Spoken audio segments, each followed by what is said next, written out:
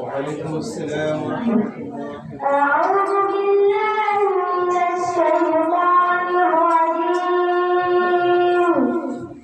بسم الله الرحمن الرحيم.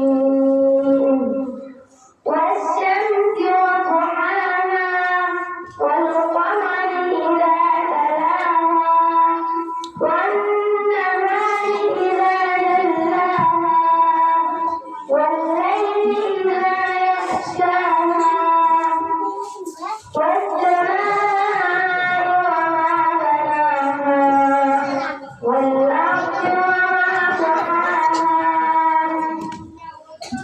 ওই হাফেজের আব্বা আম্মার মাথার মুকুটে সুবহানাল্লাহ, তারা গর্বিত হবে ওই দিন। এমন একটা হাফেজের আব্বা হইতাম, আমার বড় আশা, আল্লাহ তুমি আমাকে একটা সন্তান দেন।